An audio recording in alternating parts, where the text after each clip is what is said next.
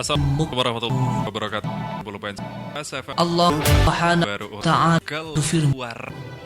orang Ini kembali yang diharap dan hadir sangat menemani Anda Fast ikul di Radio dan Fast kajian ekonomi. memberi Di saksi malam hari ini kita akan membahas dan tema orang parenting bisnis, Sholatnya. kanal dan Mereka untuk kekal tujuan surga. bisnis Sholat dan mulia di hadapan dan Al-Harij kedua. Alif. Assalamualaikum. Saja Alif. dengarkan Waalaikumsalam tuntun warahmatullahi wabarakatuh. 9.1 FM Dengan Family FM. Radio. Mas Bang Alif. Sorry. Iya. Emang sih yang kalau apa namanya hampir samar-samar mirip. Asal suara. Malam hari ini Mas belum Allah menemani Subhanahu wa ta'ala malam hari ini. berfirman, Cuman kita nanti orang yang bahas diharap berkaitan dengan parenting sangat bisnis. ikul Kali dan keluarga juga dan itu memberi saksi mendengar istilah itu dan atau mungkin juga orang yang tahu sholatnya. nanti Kang Mereka akan kekal surga. menjelaskan Sholat lebih mulia. spesifik tentunya parenting Al-Harij bisnis kedua. ya. Tapi sebelum Anda keluar Saja Waalaikumsalam. dengarkan barangkali tuntun hanya atau bergabung Mas dan hari ini Bu via WA dengan 81 FM. 470 Mas Berilan Adang Ali 40. Sorry. Sebelumnya Iya. apakah emang hari ini sih yang Alhamdulillah. kalau Siap. apa namanya Udah. hampir Semoga samar-samar terus semangat. terus semangat. Wah, itu yang selalu diutarakan sama Kang Alif nih. Itu yang menjadi motivasi kita untuk malam hari ini juga Kang Alif ya. Iya, betul. Karena kalau kita bahas tentang ekonomi, ini kaitannya dengan bisnis, dengan keuangan juga. Tentunya kita harus tetap semangat ya. Iya, harus hidup kan syukurnya dengan semangat. Mantap. Nah, itu dia keluarga Fas. Nah, seperti tadi yang saya sudah bilang nih, Kang Alif, parenting bisnis. Itu apa pengertiannya mungkin secara umum supaya keluarga Fas mungkin bisa mengerti. Ya, jadi parenting itu kan cara mengasuh atau mendidik dengan cara yang benar. Benar. Cuman di kita yang namanya mendidik anak terkait dengan bagaimana ke depan agar memiliki kemandirian dari sisi ekonomi melalui sebuah aktivitas usaha ataupun bisnis, ini yang masih sangat minim, jarang dilakukan oleh orang tua. Orang tua ya. Banyak orang tua yang memberikan pesan yang akhirnya menjadi satu doktrin alam bawah sadar anak. Belajar yang rajin biar besok kalau lulus jadi pegawai. Kan itu. Betul. Ini seperti ini sangat lazim kita dengar di lingkungan sekitar kita.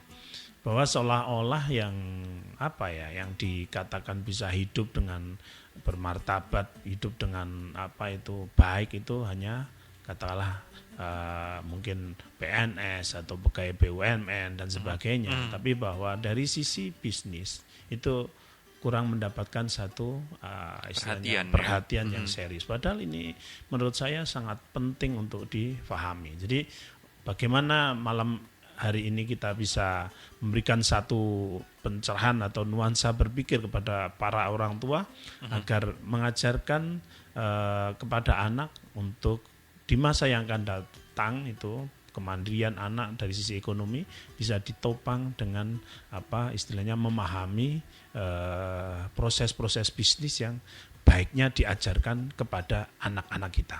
Oke, nah itu dia keluarga Fast parenting bisnis paling tidak pengertiannya secara umum seperti itu ya Kang Alif. Betul. Seperti yang kita tahu biasanya kalau parenting tuh mungkin hubungannya sama keluarga, sama cara mendidik anak. Nah ini kita ternyata juga perlu atau butuh concern untuk mendidik di bidang bisnis ya, spesifik di situ ya. Dan betul. Itu biasanya pasti menjangkau banyak hal dong Kang Alif ya. Betul.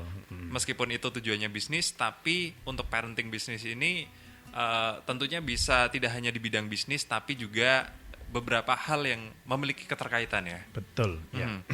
Jadi kalau misal kita pahami bisnis itu kan tentunya bukan sesuatu yang punya standar khusus kayak kita bisa mulai bisnis itu di usia kapanpun ya Kang Alif ya. Nah itu kalau di teori parenting bisnis itu seperti apa kira-kira? Ya, jadi parenting bisnis ini dimulai dari kita mencoba membangun mindset, cara berpikir ya. Maka di situ kita jelaskan menguatkan pikiran dan nalar kan itu. Apa sih bedanya pikiran dan nalar? Ini dia perlu kita ulas dulu kan itu ya. Jadi pikiran itu kan aktivitas otak ya kan itu ya, di mana orang yang mempunyai otak terus menggunakannya untuk berpikir secara luas, maka biasanya cara berpikir ini cenderung liar kan itu ya. Nah, jadi banyak hal kan itu ya. Tetapi kalau nalar itu adalah proses keteraturan kan itu ya. Jadi bedanya pikiran dengan nalar itu, kalau nalar ini adalah proses keteraturan kan itu. Maka saat kita mencoba membiasakan diri berpikir secara nalar yang benar, maka kita akan membangun keteraturan dalam konsep masa depan kita kan itu ya. Kan itu ya. Jadi kalau kita umpamanya seperti ini ya. Kalau hidup kita itu saat kita tidur, ini kan aktivitas organ tubuh kita ini kan jalan. Bekerja. Kan itu ya. Nah, ya yang darah ya tetap mengalir, yang napas juga tetap kalau berhenti bahaya kan juga gitu itu Kang Alif ya. Artinya ini kan sebuah keteraturan. Betul. Kan itu ya. Nah, pikiran berbeda kan itu ya. Maka orang yang menggunakan pikiran tanpa dia mengelola nalar yang baik, maka biasanya bisa tersesat. Oke. Kan gitu. Karena pikiran itu kan liar kan, luas gitu ya. Luas sekali. Lah, maka dalam hidup kita seyogyanya selalu menggunakan nalar-nalar kita untuk istilahnya dijadikan sebagai panduan agar arah jalan kita itu ya teratur kan itu ya. Nah, itu di situ mindset. Makanya saat kita berpikir bisnis pun harus dimulai dari keteraturan kan itu ya. Kan itu. Nah, karena pola bisnis itu, polanya orang sukses itu juga jelas, polanya orang gagal itu juga jelas. Kan gitu. Sudah bisa diprediksi iya, kan bahwa itu ya. orang itu akan gagal. Nah, orang itu akan gagal, orang itu akan berhasil. Ini penting kan itu. Maka kalau kita sudah terbiasa mengolah kehidupan kita itu dengan nalar yang benar, maka persentase keberhasilan ini akan tinggi ya. Tinggi kan itu ya. Jadi sebenarnya nggak sulit untuk jadi orang sukses itu. Ikutin aja polanya, nalarnya kan gitu ya. Nah, itu dimulai dari mindset dulu kan itu ya. Nah, malam ini kita berbicara tentang parenting bisnis. Ini karena fase-fase psikologi bisnis atau psikologi seseorang itu dari proses dasar sampai tua. Ini sebenarnya ada pola yang harus dibangun kan itu ya. Lah kalau kita ngerti polanya, maka yang tadinya harusnya tercapai mungkin 30 tahun, kita bisa mempersingkat mungkin di 10 tahun, mungkin di 15 tahun. Betapa waktu yang sangat luar biasa efisien bisa kita dapatkan saat kita memang memahami pola-pola yang benar dengan penalaran yang baik tadi. Itu seperti itu. Oke, jadi parenting bisnis ini ternyata memang kalau kita melihat seperti tadi yang saya bilang, kalau bisnis memang tidak ada standarisasinya ya Kang Alif ya. Kita akan sukses tuh di umur berapa, meskipun itu ada teorinya pasti ada teorinya. Cuman memang ada beberapa contoh yang ternyata orang sukses memang nggak seragam semua. Karena lucu juga kalau 30 tahun kita nanti pasti akan sukses semua gitu, kayak nggak mungkin ya. Ada yang sukses di usia 20 tahun mungkin. Bahkan sebelum 20 tahun ada yang sukses. Bahkan yang lebih dari 30 tahun pun belum sukses juga banyak ya. Nah, itu kalau misal mungkin bisa diberikan contoh nih Kang Alif berkaitan dengan tingkatan usia barangkali. Nah, itu kira-kira apa yang mendasari hal tersebut nih? Ya. Jadi kalau secara umum ya, ini lazim dalam fase-fase ukuran hidup manusia. Itu kan kalau mungkin kita pakai psikologi jari kita itu 5, 10, 15, 20, 25, 30, 35, 40, 45. Kan itu ya. Ini di ujung ini kan paling tinggi nih, yang ujung tengah 45. Jadi orang 45 itu kalau biasanya udah nggak sukses ya turun kan gitu, jadi telunjuk ruas ini. Kan itu ya. Nah, ini kan ini kan pesan alam kan itu ya. Lah, kalau di fase-fase yang kita pelajari secara dari melihat fenomena yang selama ini berjalan di lingkungan sekitar kita, bahwa kehidupan manusia terbagi menjadi 4 fase kan itu ya. Yang pertama 0 sampai 20 tahun ini ada fase building namanya. Nah, kan itu. Lah, fase building ini terbagi menjadi 2 kan itu. 0 sampai 10 tahun ini building karakter. Terus 11 sampai 20 ini namanya building passion.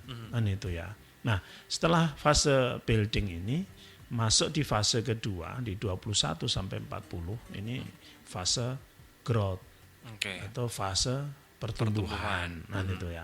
Nah, di fase pertumbuhan ini pun terbagi menjadi 2. Nah, itu ya. Fase yang pertama adalah growth trial and error. Ini di 21 sampai 30 tahun. Nah, di fase growth yang kedua, ini fase 31 sampai 40 tahun ini growth focus. Dan itu. Nah, berikutnya fase yang keempat ini fase 40 sampai 60 itu fase lead. Gitu ya.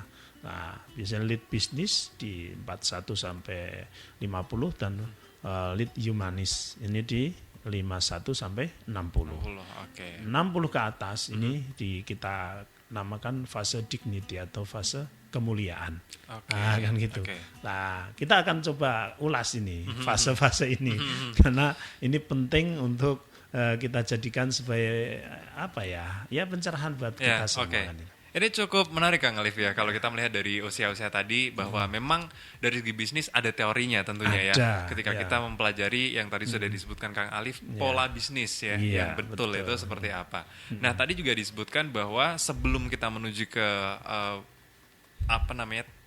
taraf atau tahapan usia tadi itu diperlukan nalar dan juga pikiran ya. Nah, kalau kita membahas masalah bisnis ini kalau antara nalar dan pikiran tadi kan berbeda ya Kang Alif ya. Nah, itu gimana nih persentasenya? Apakah memang harus balance nih antara pikiran dan nalar atau seperti apa sebelum kita lanjut ke usia tadi? Jadi orang yang terbiasa kita ajarkan terkait dengan nalar, ini logikanya akan terstruktur dengan baik. Kan gitu. Lah, orang yang hanya mengandalkan kebanggaan pikirannya, lah ini yang kadang hidupnya itu jadi nggak teratur. Karena apa? Orang pintar itu kan cenderung ngeyelan ya kan. Jadi sebenarnya orang pintar itu masalahnya itu apa? Sulit diatur. Kan gitu. Itu orang pintar yang tidak bernalar. Kan gitu ya. Ya karena dia merasa pintar, merasa bisa, merasa ini, dan justru di dalam satu konsep bisnis itu kita itu paling susah kalau ngajarin orang yang merasa pintar. Kan gitu ya. Karena apa ya? Ya kalau orang sudah merasa gelasnya penuh ya mau gimana lagi juga kan gimana? Gitu ya. Kan itu ya. Tapi kalau orang bernalar itu dia cenderung belajar kan gitu ya. Arahnya ini misalnya kita mau ke Magelang dikasih tahu, oh ini lewat jalan ini ya, yang katanya yang paling cepat kan gitu ya. Orang pintar kan mesti bantah kan itu ya. Menurut saya kan benar. Gitu ya. Kan Gitu ya. Sekarang kalau misalnya kita bandingkan antara pikiran dan nalar ini dengan keilmuan dan juga karakter, bisa nggak kira-kira nih Kang Alif kedua hal itu?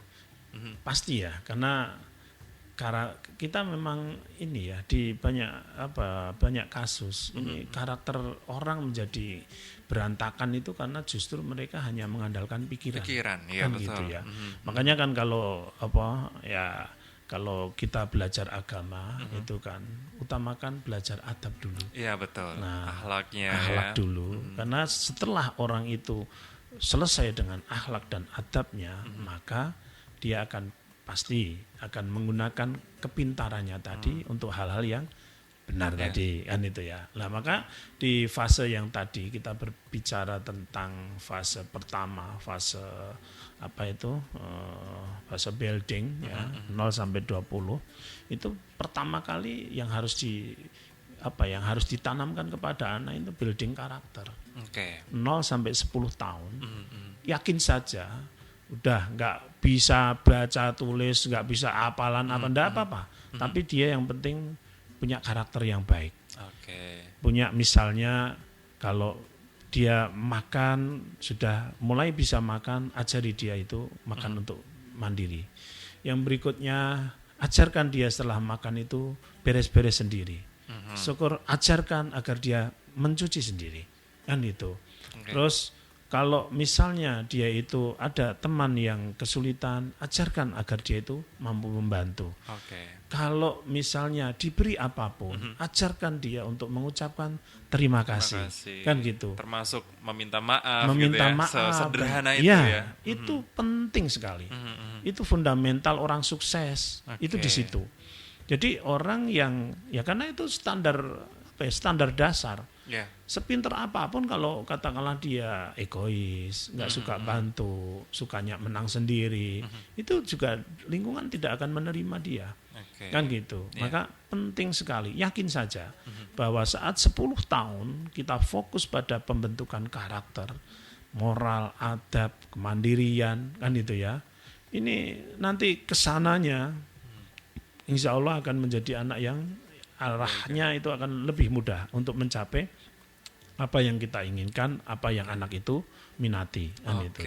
Jadi itu juga berbanding lurus dengan dunia bisnis ya dalam tanda kutip ya. Artinya ketika kita membangun karakter anak dari hal yang sepele kayak tadi meminta maaf, kemudian mengucapkan terima kasih ketika ditolong, terus mungkin kejujuran, tanggung jawab, itu sangat melekat ketika nanti sudah memulai bisnis ketika di usia selanjutnya ya. Betul. Jadi sebenarnya bisnis itu kan secara teknis kan jual beli bahasanya kan gitu ya. Kita beli 10 ya toh, kita jual 12, untung 2. Itu kan teknis ya. Permasalahannya kenapa Anda beli sama saya? Nah, ini yang harus menjadi sebuah kajian. Betul, kan gitu. Kalau saya atau misalnya Mas Brian itu, kalau aku beli Mas Brian, saya yakin kualitasnya mesti bagus. Saya yakin kalau nanti ada apa-apa pasti dia bertanggung jawab. Saya yakin kalau nanti saya membutuhkan, misalnya sudah tidak membutuhkan, saya yakin dia bantu lagi untuk jualin dan sebagainya. Ini kan menjadi sebuah menjadi sebuah keyakinan. Jadi bahwa sebenarnya jual beli itu bukan hanya urusan aku beli, kamu jual. Tapi kenapa saya membeli? Kenapa saya membeli sama Mas Brian? Kan gitu. Ini menjadi sesuatu yang penting. Pasti karena apa? Pasti karena nilai-nilai tadi. Kan gitu. Saya yakin kalau Mas Brian itu jual mesti barang yang dijual itu barang bagus. Karena apa? Karena kalau misalnya Mas Brian itu orangnya teliti, orangnya kalau misalnya ini kurang bagus ya diomongin kurang bagus. Dan sebenarnya ini kan jujur, kan itu loh. Nah, ini penting kesuksesan di bisnis itu diawali dari building karakter ini. Kan itu. Ya, mengapa tadi usia 0 sampai 20 itu memang fasenya building ya, karena membangun karakter salah satunya ya. Betul. Dan kalau kita melihat juga memang dibandingkan dengan prestasi ya yang bisa dilihat dari segi nilai, itu kalau saya melihat sebagian besar saat ini itu perusahaan juga melihatnya malah justru lebih ke karakter. Bahkan sekarang itu kalau perusahaan-perusahaan kreatif ya itu juga memintanya portfolio-nya. Jadi bukan nilai lagi karena kayak itu yang terpampang nyata gitu dari nilai karakternya, dari apa yang menjadi passion dia seperti itu ya. Itu Kang Alif tadi sudah memberikan beberapa hal nih keluarga Fas berkaitan dengan parenting bisnis tentunya, pengertian secara umum seperti apa, dan tadi juga ada teori pola bisnis yang harus dilakukan berkaitan dengan usia seperti apa. Nah, kita nanti akan bahas lebih jauh lagi dan mungkin Anda juga penasaran nih kalau tadi sudah ada plot-plot untuk usianya. Nah, gimana nih kalau nanti ternyata seseorang itu mungkin fase-fasenya tidak sesuai dengan usia yang tadi sudah disebutkan di teori itu. Nah, nanti kita akan bahas itu apakah itu boleh atau tidak di dalam pola bisnis. Nah, kita nanti akan bahas itu lagi. Tetap stay tune aja di Kajian Ekonomi.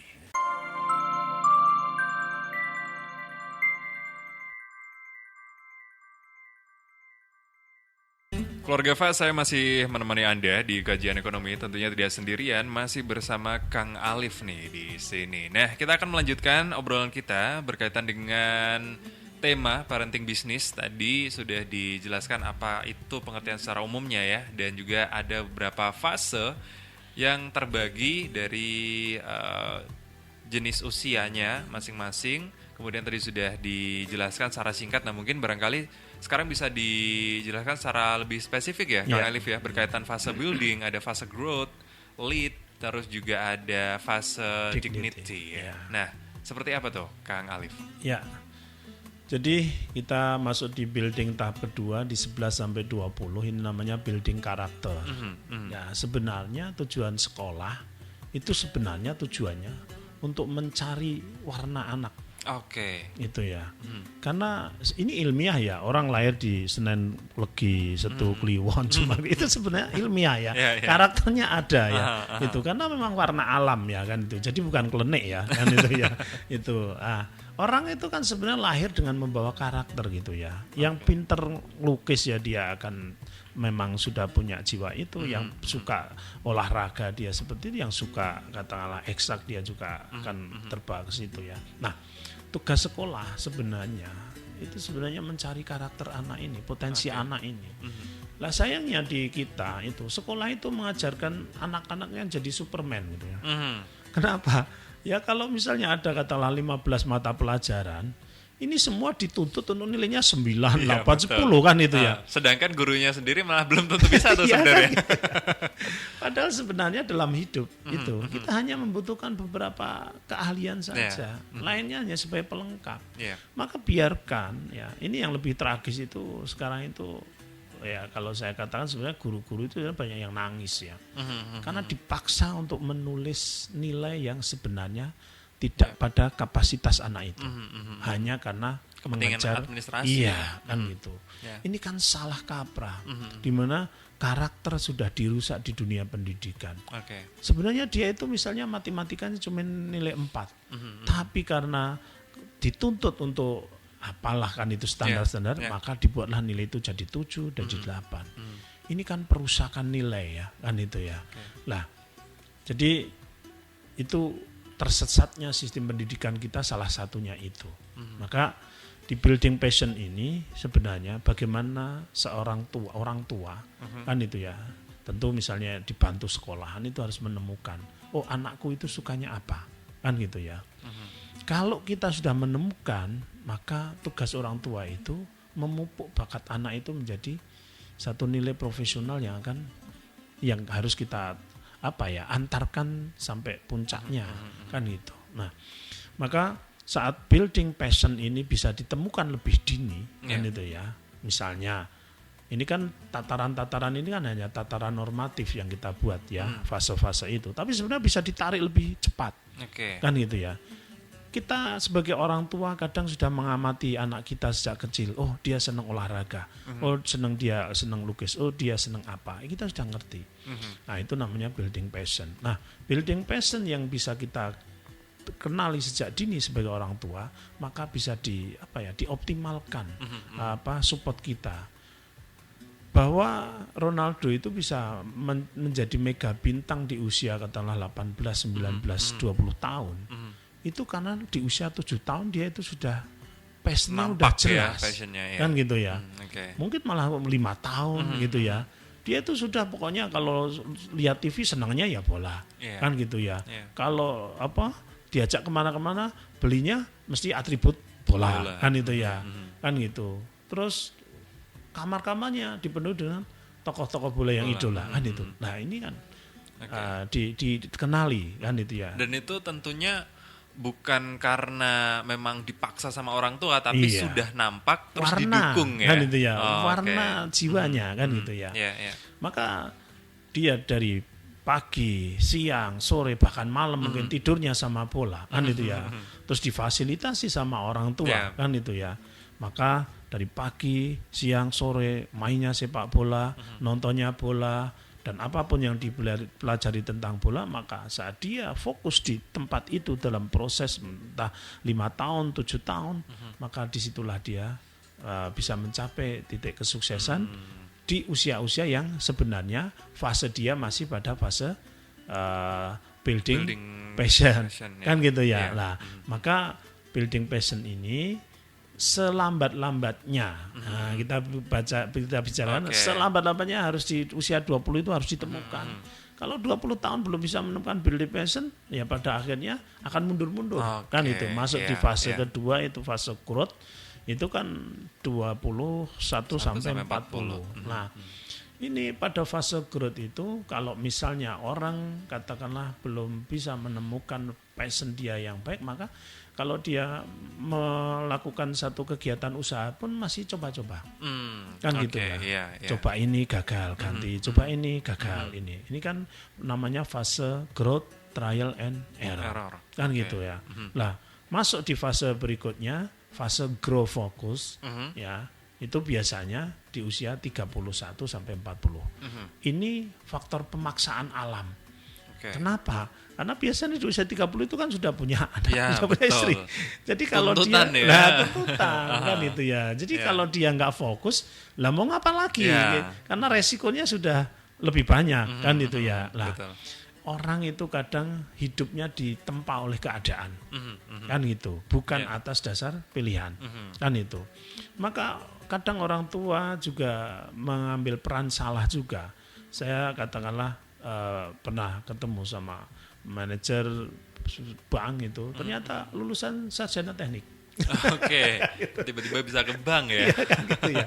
Ya ini kan berarti kan apa ya, kecelakaan ya kan itu ya. Kan itu. Ada juga yang keluarga dokter, anak-anaknya kamu harus jadi dokter, kan gitu ya. Padahal sebenarnya dia itu juga di dokter sebenarnya kurang suka. Tapi karena doktrin dari orang tua ini ya udah mau nggak mau makanya kan kita jarang ya saat ada misalnya kita lihat di jalan raya ada kecelakaan, ada dokter atau paramedis yang dia pada posisi yang tidak dinas, terus dia langsung bergerak menolong dengan segala upaya untuk menyelamatkan, kan jarang kan itu ya. Bahkan saya belum pernah kayaknya.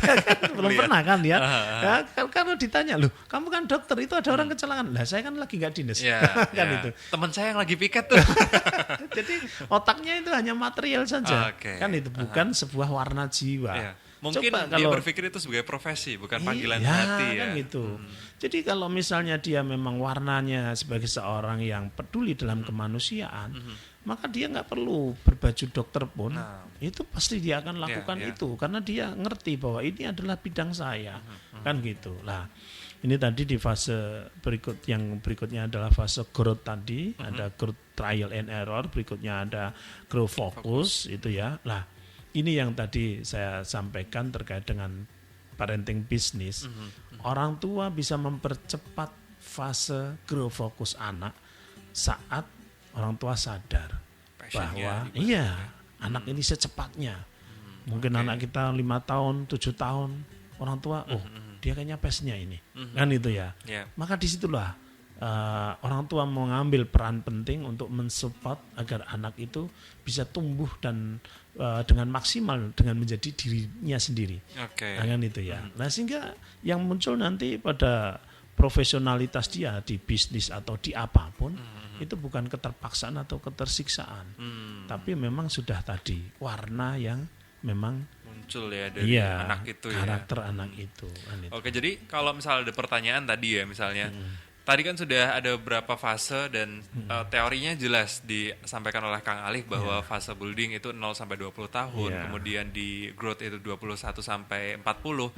Nah, kalau misal kita tidak berjalan pola bisnis itu sesuai dengan parenting bisnis usia itu, kalau lebih awal berarti tidak masalah ya. Malah justru itu yang dianjurkan. Justru kan itu. Semakin kita cepat mengetahui memiliki karakter yang baik dan mengetahui passion itu semakin baik ya. Ya, lifestyle, life skill ya. Kan gitu ya. Apapun pendidikan, apapun sekolah, sebenarnya nyarinya kan life skill. Kan gitu. Lah, banyak sekali sekarang itu orang-orang jangankan lulusan SMK, SMA ya. Lulus S1 aja masih bingung dia mau ngapa. Iya, betul. Ini kan tragis. Padahal dia udah belajar misalnya SD 6 tahun, ditambah SMP 3 tahun, 9 tahun, tambah SMA misalnya 3 tahun lagi kan itu. Masih kuliah 4 tahun. Masih bingung. Masih bingung. Ini kan sesuatu yang konyol kan itu ya. Betul. Nah, maka ini yang harus orang tua pahami terkait dengan parenting bisnis ini, karena kita berbicara tentang bisnis ya. sekali lagi kita mencari warna lain dari sudut pandang orang tua yang mungkin menginginkan anaknya jadi pegawai tadi ya, betul. kan itu ya. Kalau kita pingin anak kita menjadi istilahnya pengusaha-pengusaha di masa yang akan datang, ya ajarkan anak itu tumbuh dengan nalar yang benar tadi, kan itu ya. Jadi kalau namanya pikiran tadi liar kan dia pengennya sana. Tapi sangat luas kan gitu belum terarah. Iya, tapi kalau namanya nalar itu artinya dia sudah mulai menstrukturkan jalan pikirannya kan gitu ya. Oke. Jadi kalau kita melihat dari hal ini sebenarnya ada hubungannya parenting bisnis ini dengan parenting apa yang dilakukan dengan orang tua. Artinya kalau kita melihat tadi yang disebutkan oleh Kang Alif ya, bahwa apa artinya ketika sudah lulus kuliah terus kemudian tidak paham apa-apa gitu, padahal sudah melalui banyak waktu, udah berapa tahun habis itu. Artinya orang tua sangat berarti artinya sangat berpengaruh ya dalam hal ini sangat ya Kang Alif berpengaruh, sangat berpengaruh karena ya keluarga itu kan madrasah yang pertama, kan gitu ya. Maka bagaimana kita sebagai orang tua harus menciptakan satu sistem pendidikan buat anak-anak kita itu dalam satu sistem yang terbaik, kan gitu ya. Karena ya amanah yang paling utama itu kan sebenarnya anak, kan gitu ya. Kalau kita katakanlah tidak bisa mengelola amanah ini dengan cara yang terbaik, ya investasi kita nanti setelah kita tua ya baru akan merasakan susahnya, kan gitu. Walaupun pikiran orang tua yang baik tentu bukan besok kalau anakku sukses aku bisa numpang hidup, bukan seperti itu. Kalau bisa orang tua itu harus berpikir aku harus lebih kaya dari anak saya, kan itu ya. Tapi anak pun harus diajarkan bahwa kamu harus lebih sukses dari pada orang tua gitu, kan ya. itu. Ini penting kan itu, mindset seperti itu. Jadi memang kita harus mengubah mindset nih ya, Kang Alif ya, bahwa orang tua tidak menuntut bahwa anaknya tuh harus seperti ini sesuai tuntutan orang tua, tidak ya. Tapi kita harus membimbing sesuai dengan passion anak tuh seperti apa. Karena apa yang disenangi pasti akan nyaman juga untuk dilakukan gitu. Betul. Itu. Nah, kita bisa lanjut lagi barangkali Kang Alif ke fase lead ya. Kalau tadi sudah di fase growth. Ya. Jadi umumnya orang itu bisnisnya pada posisi mapan itu di usia 40-an. Oke.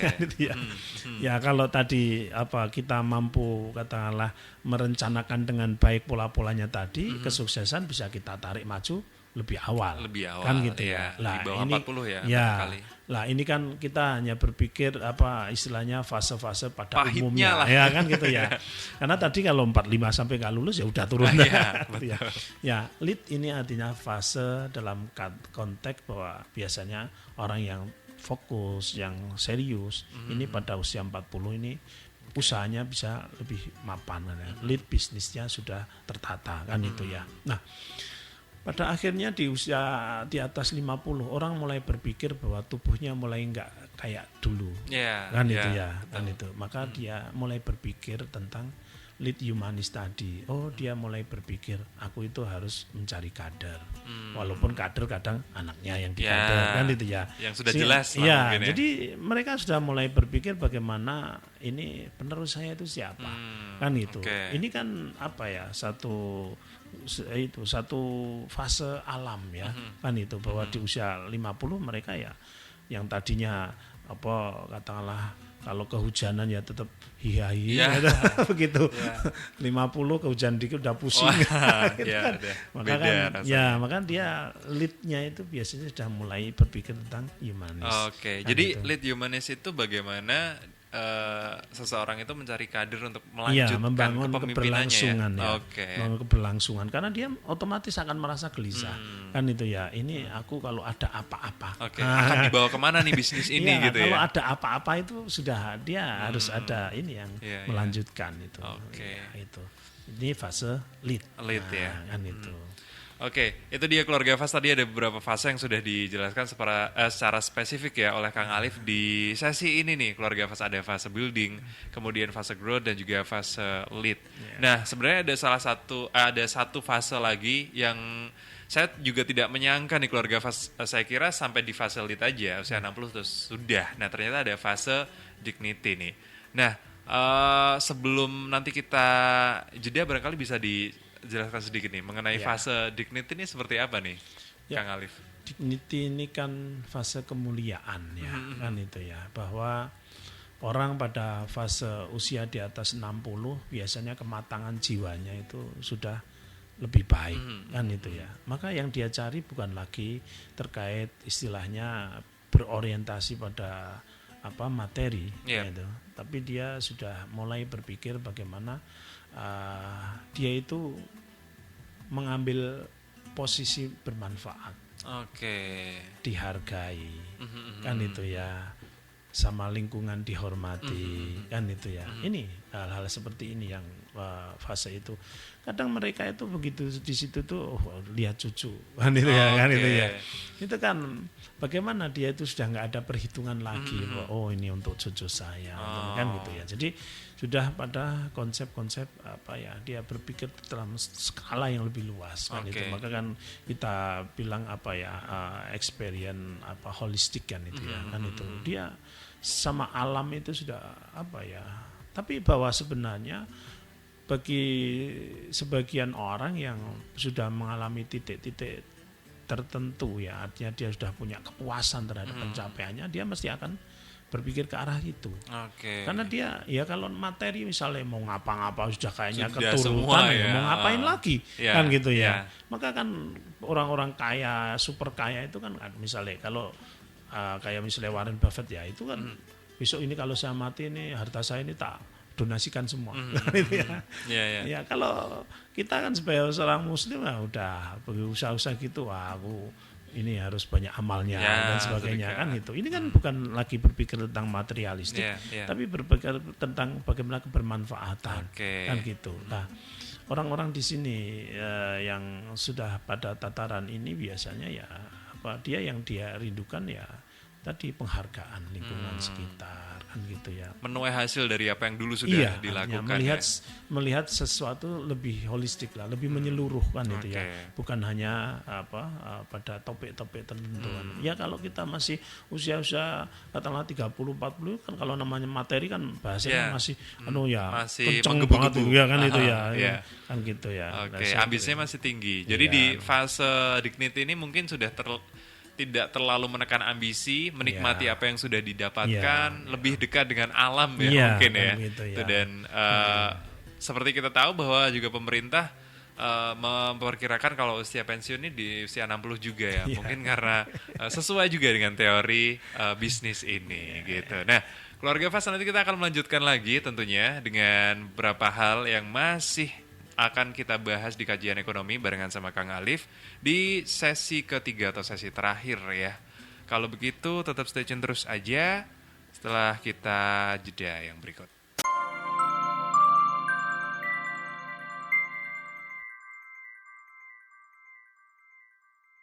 Keluarga Fas masih bersama saya, Brian, dan juga Kang Alif tentunya di kajian ekonomi sampai nanti pukul 9 malam ya.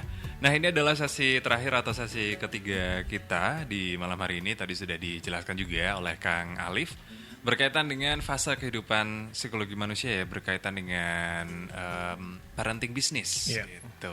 Nah, sebelum kita membahas mungkin ini pembahasan akhir tentang kesimpulan dari apa yang sudah kita bahas ya.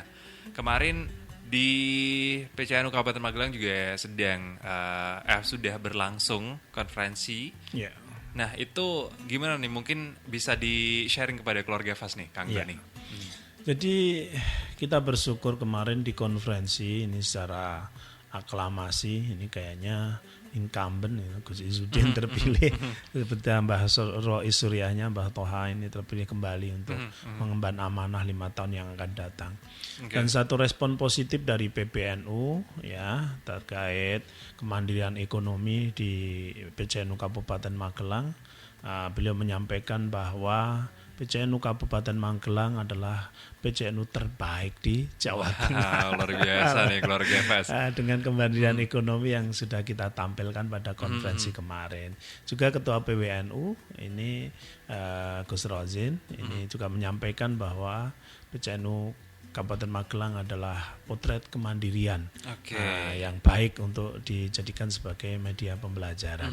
Tentu ini satu satu amanah yang harus kita bareng-bareng seluruh warga Nadi di Kabupaten Magelang untuk bersyukur sekaligus menjadi satu cambuk. Ayo kita berpikir menjadi lead lagi, bahwa jangan grow trayer lagi kan. Sudah bukan lagi masanya di situ ya. Kan itu ya. Jadi saat kita memiliki numat yang sudah ada 4 mau ke 5 ini, ya udah punya kesadaran bahwa kalau aku belanja warga nantinya harus di numat, kan itu ya. Terus kita punya klinik kan itu ya di Muntilan dengan fasilitas yang cukup bagus dan juga terakreditasi paripurna ya. Kalau kita mau ngapa-ngapa ya berobat atau harus ke klinik kan itu ya. Yang punya BPJS silahkan untuk migrasi ke klinik Pratama karena kita punya dokter-dokter yang memang ya artinya cukup qualified untuk menangani keluhan-keluhan warga Nadi yang mengalami sakit kan itu ya. Berikutnya kita punya Bank NU kan itu ya. Nah, sebagai warga Nahdien yang harus memiliki satu mental lead yaitu memimpin tadi, ya kita sudah nggak noleh kanan noleh kiri lagi, kita harus satu tujuan yang sama. Tujuan kalau penggunaan terkait dengan pembiayaan maupun tabungan ya harus ke Bank NU. Ada Nugo juga kan itu ya, butuh apa-apa terkait dengan transportasi hubungi Nugo. Gitu. Nah ini pesan penting buat warga Nahdien, kita harus tidak cukup artinya bersyukur dan berbangga, tapi kita harus ambil peran. Betul. Bagaimana kita menjadi pribadi yang ikut bersama-sama ini. Termasuk ada Baknu ini ya, ini kan semua orang butuh minum. Kan itu ya. Ya pokoknya di rumah harus tersedia Baknu. Ya karena memang tidak hanya bersyukur, hanya sekedar bersyukur aja. Toh apa yang kita lakukan kalau kita ikut di dalamnya, ikut andil, insya Allah juga menjadi keberkahan untuk kita semua ya. Termasuk teori yang malam ini kita bahas terkait parenting bisnis. Ini hanya akan jadi ilmu yang mengalir begitu saja kalau kita tidak jadikan sebagai sebuah perilaku. Bahwa parenting bisnis ini adalah satu metode akselerasi yang harus kita pahami bahwa ternyata kesuksesan itu bisa dipercepat. Kan gitu ya. Dengan apa? Ya kalau misalnya dalam teori umumnya kita itu fase bisnis mapanya di usia 40 ke atas, kenapa kita nggak percepat di usia 20-30 tahun kan gitu. Setelah kita paham terkait dengan parenting bisnis ini kan gitu. Ya ini saya kira sebuah sebuah ilmu yang sangat bagus untuk kita tindak lanjuti menjadi sebuah konsep kita mendidik anak. Kan itu. Jadi seperti itu keluarga Fast. Kalau kita mendengarkan istilah mungkin parenting ya dari segi psikologi secara umum, ya kita hanya mendidik karakter ya untuk kepentingan nanti kehidupan sosial di masyarakat Tapi ternyata hal tersebut juga penting untuk membangun bisnis juga ya. Iya, kita berbicara tentang hal fokus tadi kan itu. Saat memang kita itu pengen anak kita itu menjadi pebisnis, ya ngomongnya bisnis ya dari sejak dia kecil. Kan jangan nunggu dia usia 30 baru diajak ngomong bisnis. Waduh usia 30 baru ngomongin bisnis nanti malah bingung gitu ya. Kan itu ya. Harus kemana? Oke, jadi memang kita harus merubah mindset dari orang tua juga bahwa anak tidak selamanya harus dituntut terus ya Kang Alif ya untuk seperti kemauan orang tua, malah justru kita harus tahu kemauan anak tuh apa gitu ya. Betul. Dan saya punya namanya program magang wirausaha mandiri dengan 7 klaster bidang usaha ini. Ini saya melihat satu akselerasi yang luar biasa. Ini satu pernah contoh yang kasus katakanlah orang mau belajar tentang toko bangunan kan itu ya. Lah begitu adab dan akhlaknya kita kita tata kan itu, kita komitmenkan kan itu ya. Kan orang mau ngasih ilmu itu kan butuh garansi dari kalau nanti tak ajarin jangan-jangan jadi pesaing kan itu ya. Maka ini kita komitmenkan kamu kalau jadi santri magang wirausaha mandiri jangan jangan durhaka sama gurunya. Nah begitu komitmen itu disepakati, langsung dia magang di tempat mitra kita yang memang dia sudah puluhan tahun menggeluti toko bangunan dari modal 10 juta sampai sekarang asetnya miliaran. Nah akhirnya di situ cuma 1 bulan 2 bulan pulang langsung bangun tokonya, semua akses supplier dan semuanya dikasihkan, sehingga hanya dalam waktu yaitu tadi 1-2 bulan itu orang di sekitar pada bingung, ini toko yang cabang keberapa kok bisa penataannya sedemikian bagus itu ya. Dan itu saya pantau itu di 5 bulan pertama itu omsetnya masih di di bawah 50 juta, di bawah 100 juta. Begitu di atas 6 bulan sudah di atas 100 juta.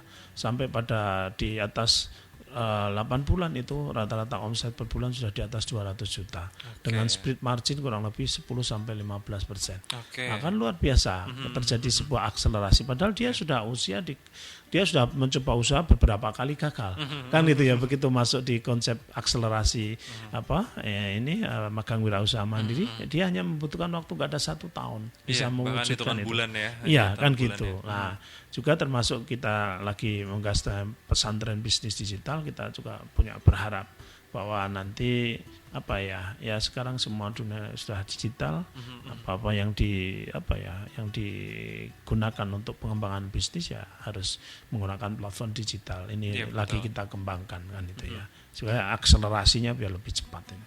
Oke, wow, sangat menarik nih keluarga Fas, beberapa hal yang tadi sudah disampaikan. Nah, kita kan sudah membahas pertemuan beberapa kali di kajian ekonomi ya, Kang Alif ya. Ini kalau misalnya ada yang tertarik nih keluarga Fas, terus saya pengen belajar ekonomi nih, bisa bertatap muka langsung sama Kang Alif mungkin itu. Dari Bumnu sendiri ada nggak sih kegiatan-kegiatan seperti itu, Kang Alif, sebelum kita mengakhiri ini? Ya, sebenarnya kita punya Endopreneur sampai batch 5 sudah ya. Nah ini yang tema kita itu peningkatan kapasitas SDM untuk membangun kemandirian. Karena kan memang kita di middle management ini kita masih kekurangan banyak orang. Kita butuh manajer yang banyak, kita butuh kepala cabang yang banyak. Contohnya misalnya kita punya 4 umat itu. Belum lama kita akan studi banding atau tiru ke Sidogiri ya.